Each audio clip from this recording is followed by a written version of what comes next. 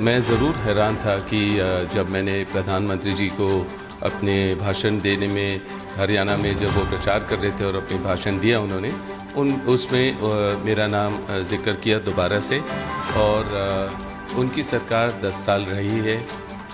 चाहे जितने भी आरटीआई हो और अलग अलग तरीके उन्होंने अपनाए हैं मेरे ऊपर कुछ बेबुनियाद इल्ज़ाम लगाने के लिए।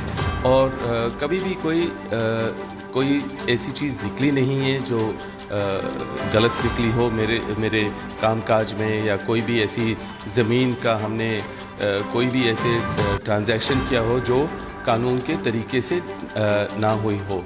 और मैं फिर से हैरान हूँ कि हर जहाँ भी रैली में जाते हैं वो मेरा नाम फिर से गलत इस्तेमाल करते हैं, जिस तरीके से दामादों के लिए या ऐसे कुछ दलालों के लिए ऐसे कुछ बात करते हैं। तो ज़रूर मैं हैरान हूँ। प्रधानमंत्री हैं, प्रधानमंत्री जी का जो पद होता है वो देश के लिए प्रगति के लिए होता है। और ज़रूर कानून के तरीके से वो जो भी अपने इल्ज़ाम लगाना चाहे या जो भी कानून की तरीके इस्तेमाल करने चाहे वो सही रहेगा। और जब उन्होंने 10 साल से किया और कोई नतीजा निकला नहीं है, चाहे वो आरटीआई किए हैं जिसमें एक भी मेरे कंपनी के नाम में ज़मीन हरियाणा में नहीं है।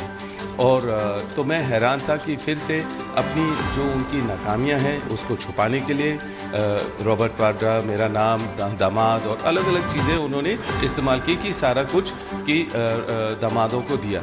मेरे कंपनियों में, किसी भी कंपनियों में हरियाणा में कोई भी ज़मीन नहीं है। आरटीआई हो या, और मैं खुलेआम बोल रहा हूँ, चेतावनी देता हूँ पूरे बीजेपी को कि वो प्रूव करें कि अगर मेरे पास कोई भी ज़मीन हरियाणा में हो और कभी भी कोई भी अगर जो मेरा ट्रांजैक्शन है कभी भी कोई गलत निकला हो। उन्होंने चाहे ईडी का इस्तेमाल किया, इनकम टैक्स डिपार्टमेंट का इस्तेमाल किया और कई नोटिस मिले हैं। और जब भी कमीशन भी क्रिएट की, उन्होंने ढींगरा कमीशन क्रिएट किया, उसमें भी कोई भी चीज़ ऐसे निकली नहीं। ना उन्होंने पब्लिक में दिया कि हमें जितने भी हमने अपने कमीशन लगाए और हमने अपनी कार्रवाई की, कोई भी गलत चीज़ मेरे नाम से नहीं हुई है और मिलेगी भी नहीं, क्योंकि कभी हमने कोई गलत तरीका अपनाया नहीं। और हमने कभी भी कोई भी, चाहे हमारी सरकार कहीं भी हो, मैं किसी सरकार का इस्तेमाल नहीं करता हूँ अपने कामकाज में।